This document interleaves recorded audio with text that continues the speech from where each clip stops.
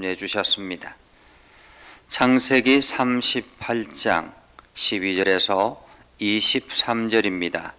다 같이 함께 읽겠습니다. 얼마 후에 유다의 아내 수아의 딸이 죽은지라. 유다가 위로를 받은 후에 그의 친구 아둘람 사람 히라와 함께 딥나로 올라가서 자기의 양털 깎는 자에게 이르렀더니 어떤 사람이 다말에게 말하되 내 시아버지가 자기의 양털을 깎으려고 딥나에 올라왔다 한지라. 그가 그 과부의 의복을 벗고 너울로 얼굴을 가리고 몸을 휩싸고 딥나 길 곁에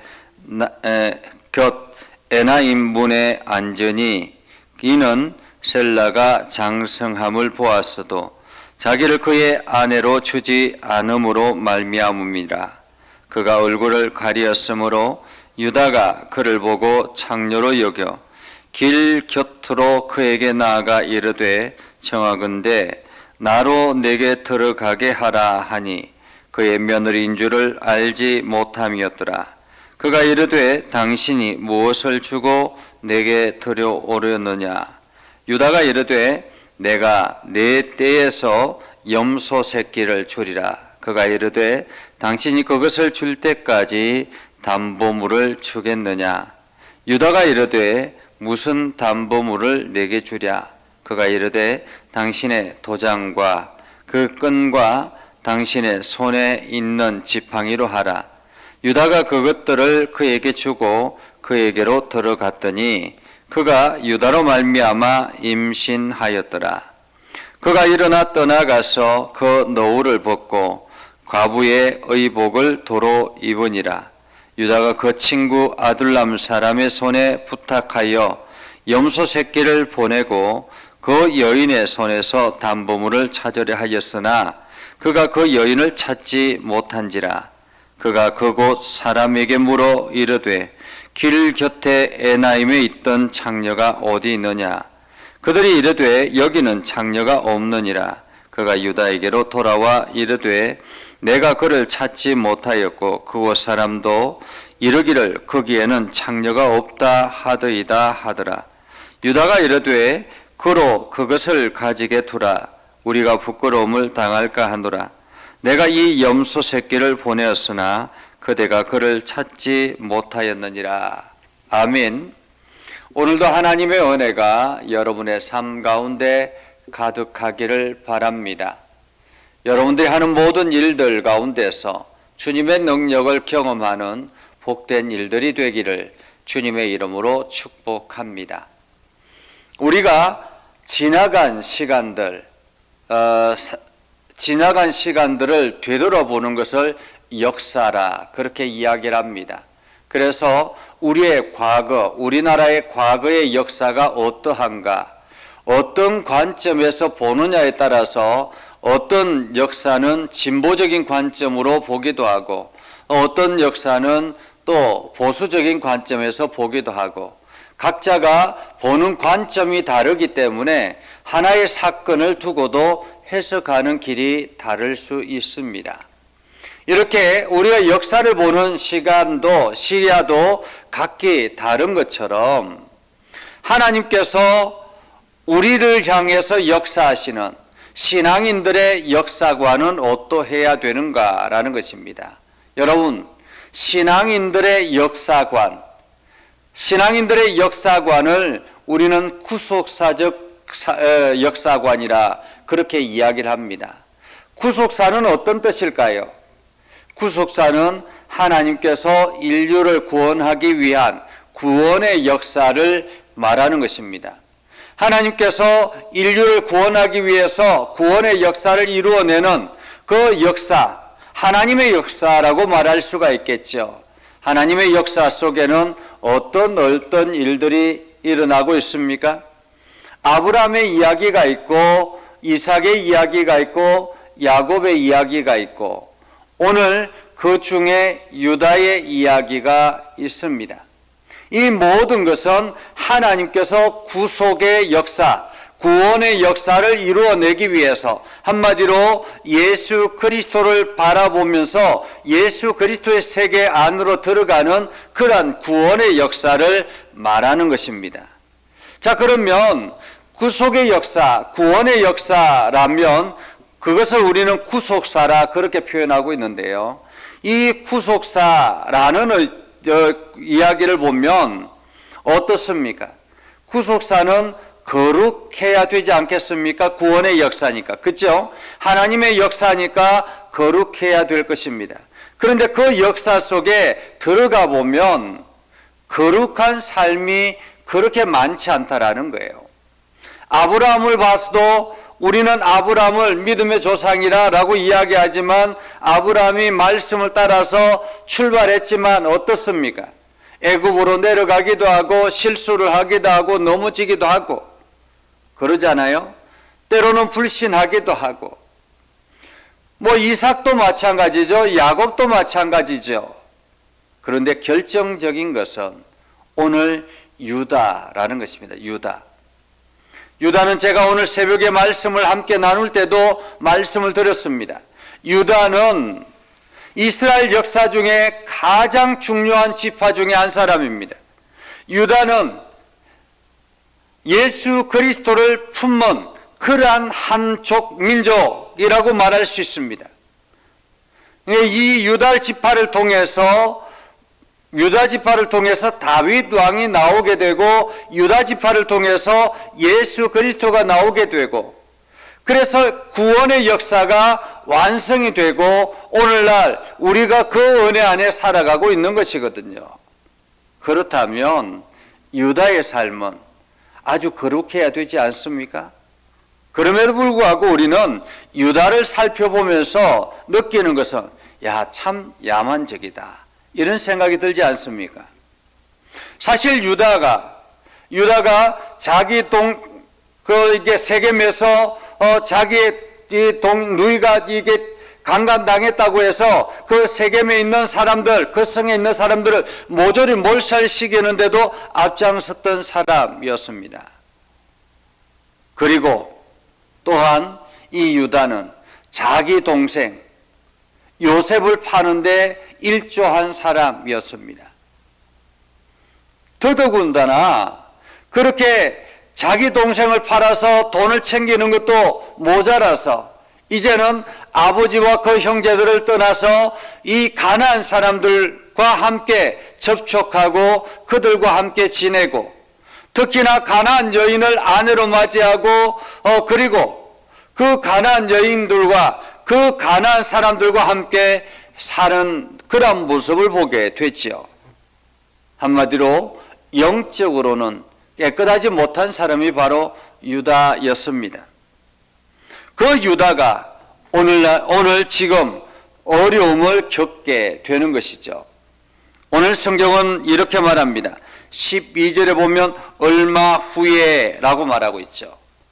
성경은 항상 얼마 후에라는 말은 이러한 표현이라든지 이러한 단어들이 나오면 그 사전에 그 이전의 말씀을 우리가 생각해 보아야 합니다.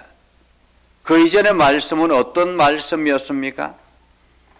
유다의 첫째 아들 엘이 결혼을 했습니다. 가나안 여인과 함께 결혼을 시켰습니다. 그런데 이 엘이 죽었습니다. 자식을 낳지 못하고 죽었어요. 그 엘의 아내 되는 다말이 이제 둘째 아들과 함께 첫날 밤을 보내고 그래서 아이가 나오면 그것은 엘의 아들이 되는 것입니다. 그런데 이 둘째 오난이 이 자기 아들이 아니고 형의 아들이 된다라는 그 생각 때문에 그만 다른 곳에 설정을 해버리고 배설을 해버리고 하나님께서 분노해서 그 오난까지 죽게 됐지요. 유다에게는 3명의 아들이 있었습니다. 이 2명의 아들이 죽고 난 다음에 마지막 셋째가 남아있는데 이 셋째는 아직 어린 거예요. 그래서 유다가 이야기하죠. 며느리 다말에게 친정으로 좀 가 있어라. 그리고 수절하고 있으면 이 셋째가 좀 성장하고 나면 너에게 보내줄 테니까, 다시 부를 테니까 그때까지 있으라 라고 이야기를 하는, 그렇게 해서 며느리를 친정으로 돌려보낸 후에라는 말이에요. 며느리를 친정으로 돌려보낸 후에, 얼마 후에라고 말하고 있는데, 이 얼마 후에는 짧은 시간을 의미하는 것이나 말하는 것이 아니라 오랜 시간이 지났다라는 말입니다. 오랜 시간이 지나서, 시간이 많이 지났다라는 말이죠. 시간이 많이 지나서 이 유다의 아내 수아의 딸이 죽었다라고 말합니다. 자, 그러면 친정에 가 있는 다말은 어떻습니까? 며느리는 당연히 시어머니가 돌아가셨으니 찾아와야 되는 것이 마땅하지 않습니까? 그렇다면 유다가 빨리 이 며느리에게 연락을 해줘야 되는 거죠. 그럼에도 불구하고 유다는 연락하지 않았던 것 같습니다. 유다가 이 자기 아내가 죽고 난 다음에 위로를 받았다라고 말하는데, 여기서 위로를 받았다라는 말은 애도하는 기간이 지났다라는 말이에요. 애도하는 기간이 지났다. 애도하는 기간이 지나서 그의 친구 아둘람 사람 히라와 함께 딥나로 올라가서 자기의 양털을 깎기 시작했습니다. 네, 양털을 깎고 있는 그 장면, 이 딥나로 이 시아버지가 왔다라는 소식을 어떤 사람이 며느리 다말에게 전해준 거예요.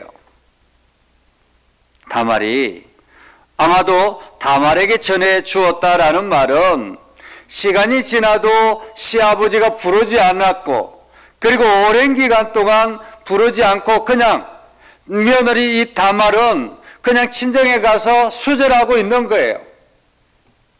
요즘 같으면 이런 사람이 없겠죠. 과거에 우리나라도 이런 사람들이 참 많이 있었잖아요. 아기를 못 낳는다고 쫓겨나서, 친정으로 쫓겨나서, 남편이 죽고 난 다음에 친정으로 쫓겨나서 그냥 오랜 기간 동안 수절하는 그런 사람들도 있잖아요. 그래서 사람들은 열려문 이렇게 칭하지만은 사실 얼마나 힘들겠습니까? 혼자 살아간다라는 것이 얼마나 어렵겠습니까? 그것도 아주 젊은 때에 혼자 된 여인이 살아간다라는 것, 더더군다나 아이도 낳지 못하는 그러한 여인이다라는 주변의 손가락질은 얼마나 또 속상했을까요? 아무리 기다려도 연락은 오지 않습니다. 이때에 다말이 이 시아버지가 딥나로 올라왔다라는 소식을 듣고는 이 다말이 하나의 계략을 꾸미기 시작하죠.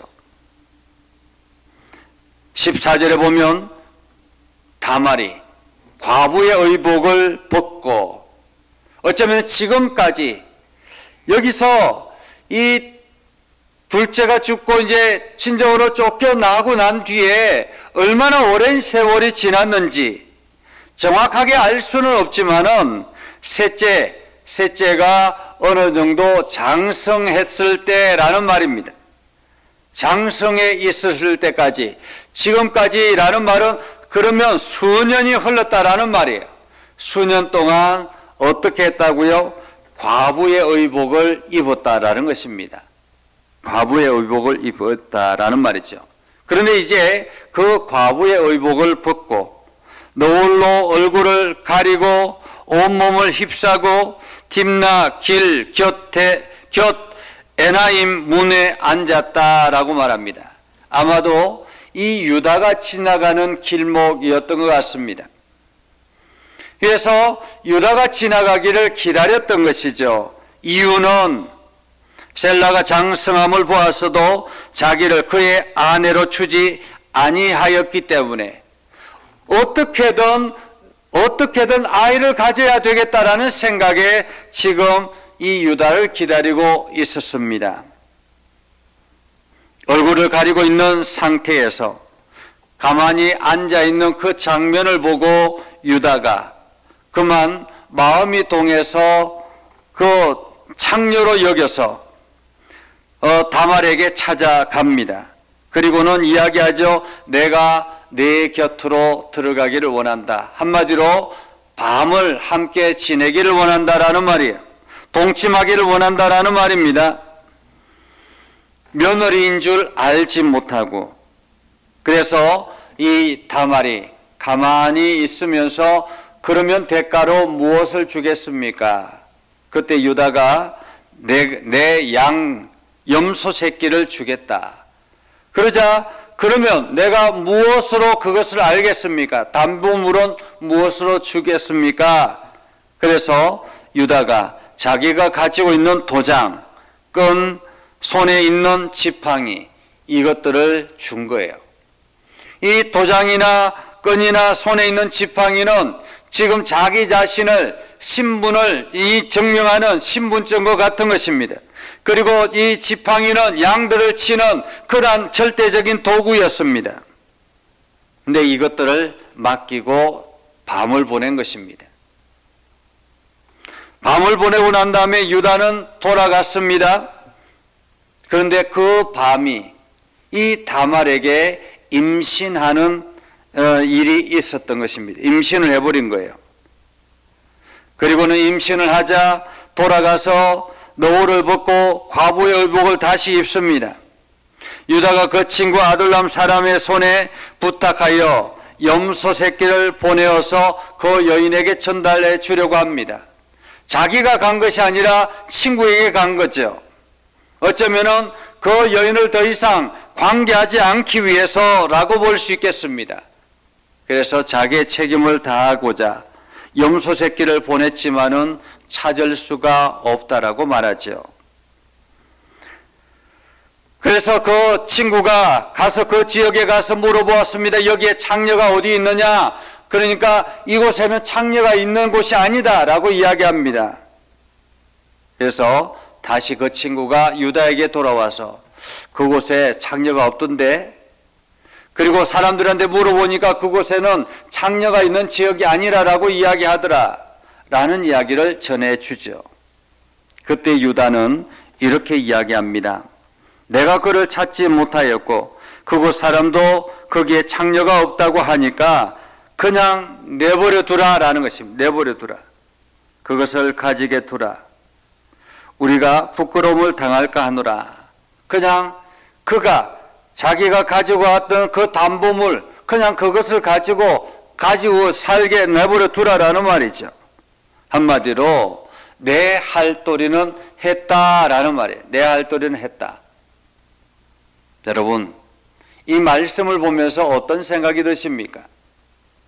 오늘 이 유다의 인생을 보면서 이 며느리와 함께 관계를 맺어서 아이를 베게 하는 그러한 유다의 모습을 보면서 어떤 생각이 드십니까? 이 유다가 어떻게 거룩한 신분으로서 예수 그리스도를 품을 수 있는 그러한 자격이 되는 그러한 족장이 되겠습니까? 그럼에도 불구하고 하나님께서는 그 유다를 들어 사용하신다라는 것이 놀랍죠. 그렇지 않습니까? 하나님은 거룩하고 깨끗한 사람을 들어 사용하는 것이 아니라 연약하고 부족하고 때로는 허물이 많고 죄악된 사람들을 부르셔서 고치시고 싸매시고 그를 들어서 하나님의 위대한 역사에 동참하게 한다라는 것입니다. 오늘 저와 여러분이 바로 그러한 사람들 중에 하나라고 말할 수가 있겠죠. 오늘 우리는 하나님의 구속사 중에 있는 사람들이라는 것입니다. 하나님께서 예수 그리스도를 통해서 인류를 구원하게 하시고, 그래서 예수 그리스도를 통해서 모든 사람들이 주께로 돌아오는 길을 열어주셨고, 그 길 속에 다시 오시겠다라고 말씀하시는 그때까지 우리는 이 구원의 역사 속에 살아가고 있는 것입니다. 그래서 우리는 지금도 여전히 하나님의 구속사 아래 있는 사람들이라고 말할 수 있겠습니다. 그처럼 우리가 죄악을 저질러도, 우리가 연약한 가운데 있어도, 때로는 실수를 할 때라도 하나님께서는 다시 부르시고 일으키시고 싸매시고 회복시켜서 당신의 일들을 맡기신다라는 것입니다. 물론 우리는 이 말씀을 통해서 이러한 사람도 하나님께서 들어 사용하시는데 하물며 나 같은 사람이야 얼마나 사용하실 수 있겠는가라는 것입니다. 오늘 여러분들이 그 유다와 같은 삶을 하나님 앞에 올려드리고 여러분의 그 삶이 온전히 하나님 앞에 드려져서 하나님의 구원의 역사에 귀하게 쓰임받는 믿음의 백성들 되기를 주님의 이름으로 축복합니다. 기도하겠습니다. 거룩하신 아버지 하나님, 은혜를 감사합니다. 하나님의 말씀 가운데 가게 하시고 하나님의 영광을 드러내게 하시고 복음에 합당한 열매를 맺게 하시며 우리를 통해서 하나님의 위대한 구속의 역사들이 세상 속으로 흘러가게 해주심을 감사드립니다. 예수님께서 다시 오실 그때까지 우리에게 주어진 사명을 잘 감당하게 하시고 우리의 허물을 덮어주시고 우리의 죄악을 덮어주셔서 다시 일어나서 주의 일들을 감당할 수 있도록 은혜를 더하여 주시옵소서. 하나님께서 피로 값주고 세우신 예전교회, 이 교회를 아름답게 세워주시고 교회가 하나님의 영광을 드러내게 하시고 교회가 하나님의 이름을 온 땅에 선포하는 귀한 교회로 쓰임받게 하여 주시옵소서. 이를 위해서 귀한 직분자들을 세워주셨사오니 우리 장로님들, 우리 권사님들, 우리 안수 집사님들, 우리 서리 집사님들 모든 직분자들이 참으로 복을 얻게 해주시고 하나님의 영광을 드러내게 하시고 이제 우리가 11월 셋째 주 총동원주의를 선포하며 열심히 전도하려고 합니다. 우리에게 주어진 시간들을 최선을 다해서 사명을 감당하게 하시고 수많은 영혼들을 주께로 드리는 귀한 은혜가 있게 하여 주시옵소서. 오늘도 우리 가운데 역사하신 하나님을 찬양합니다. 하나님 홀로 영광 받아 주시고 주님의 이름을 온 땅에 선포하는 놀라운 역사가 있게 하여 주시옵소서. 그러하신 아버지 하나님, 육신의 연약한 이들을 어루만져 주시고 하나님께서 치료하여 주시길 원합니다. 약한 부분을 친히 안수하여 주셔서 깨끗하게 치료하여 주시옵소서. 우리 김광희 장로님 그 어깨를 시원하게 해주시고 그 발목을 속히 회복되게 하여 주셔서 아버지 하나님 정상적으로 힘차게 움직여 나갈 수 있도록 은혜를 더하여 주시옵소서. 아버지 하나님, 신선자매 정홍 형제 그리고 우리 김사랑 집사님까지 하나님께서 이들의 질병을 다스려 주셔서 깨끗하게 해주셔서 정상적으로 힘을 얻을 수 있도록 아버지 하나님 회복시켜 주시옵소서. 아버지 하나님 골절상으로 고통당하는 이들을 기억해 주시고 서미정 권사님 또한 아버지 박인숙 집사님 이들 가운데 역사해 주시고 하나님의 은혜와 사랑이 넘쳐나게 하셔서 속히 뼈가 아물게 해주시고 하나님 앞에 결단하며 나아가게 하여 주시옵소서. 오늘도 우리가 기도할 때마다 하나님 응답하여 주시고 오늘도 모든 성도들이 하나님을 영화롭게 하는 일에 힘을 다하게 하여 주옵소서. 예수님의 이름으로 기도드리옵나이다. 아멘. 이제는 우리 구주 예수 그리스도의 은혜와 하나님 아버지 극진하신 사랑과 성령님의 감화감동 역사 위로 교통하시며 은혜가 주의 말씀 안에 있는 믿음의 백성들 위해 하는 모든 일들 위해 영원토록 함께 하옵시기를 간절히 축원하옵나이다. 아멘.